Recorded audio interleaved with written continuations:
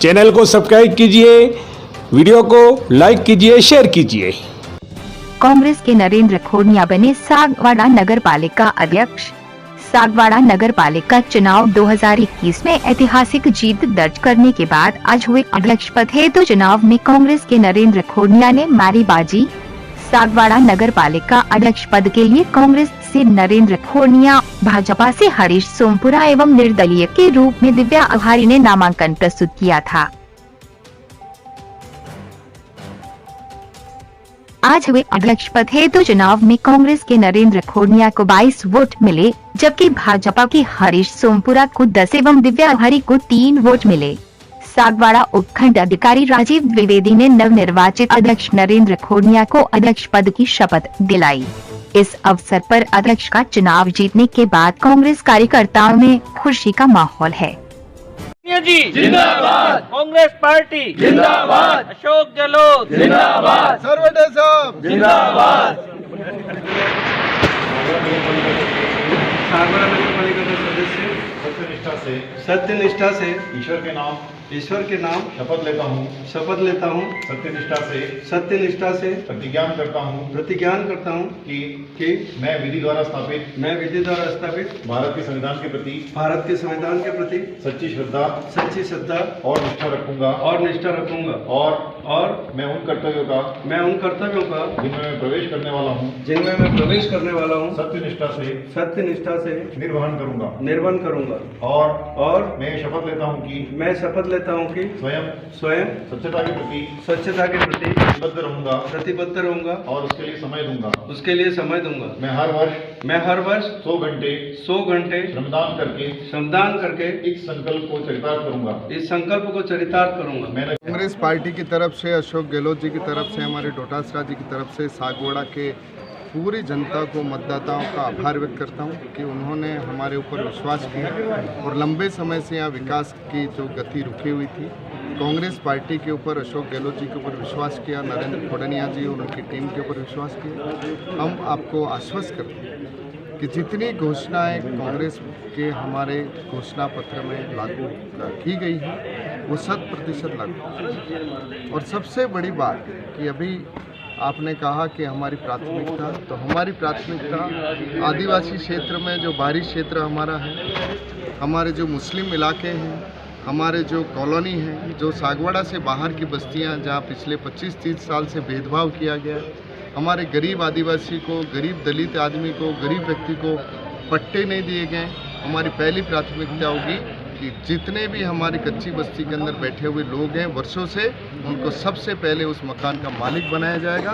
ये हमारी पहली प्राथमिकता है। और साथ ही हमारे विकास के अंदर जो काम बाकी है कि हमारा सीवरेज प्लांट के लिए, कचरा निस्तारण के लिए, गौशाला की बात है, सड़कें बनाने की बात है, इन सबको प्राथमिकता से लेते हुए कि पहले तो सागवाड़ा के 35 वार्डों में जितनी गंदगी है, हमने हमारे अध्यक्ष जी से, सारे पार्षद महोदय से निवेदन किया।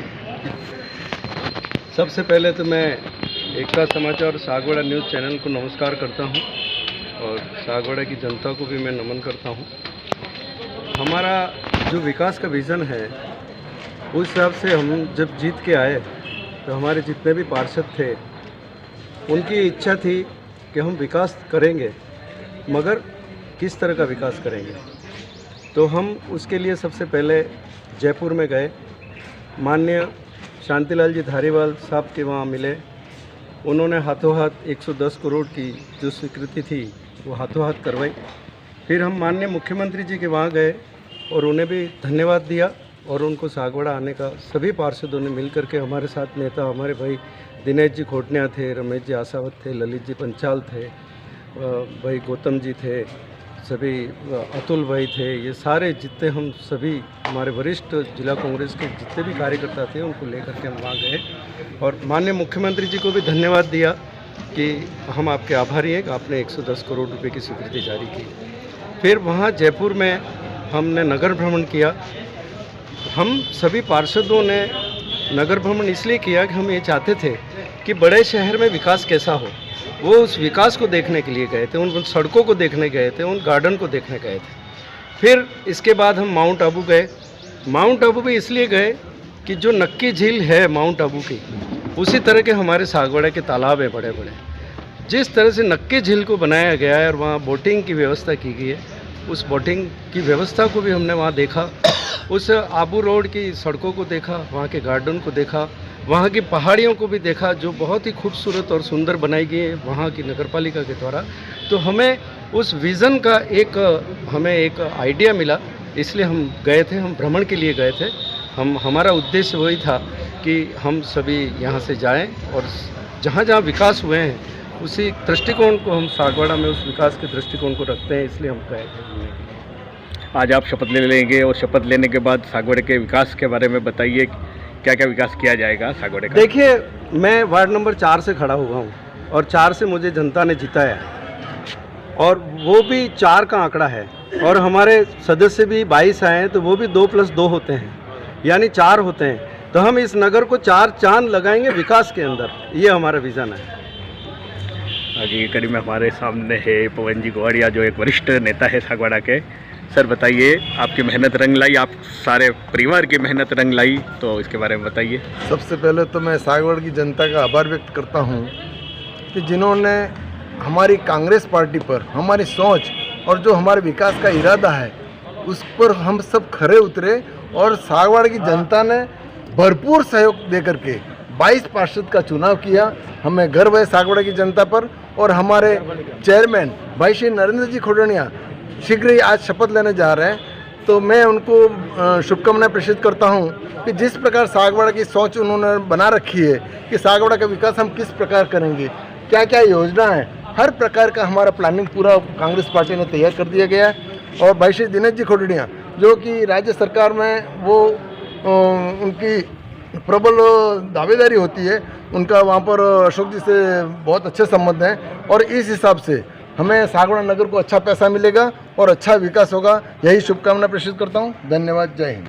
सागवाड़ा की जनता ने कांग्रेस पार्टी के ऊपर आशीर्वाद दिया है और चुनाव के अंदर हमारी कांग्रेस पार्टी ने घोषणा की थी, हमारे शांति धारीवाल जी नगरीय मंत्री ने घोषणा की थी कि सागवाड़ा की मतदाता अगर कांग्रेस पार्टी का बोर्ड बनाते हैं तो विकास की कोई कमी नहीं आने दी गई।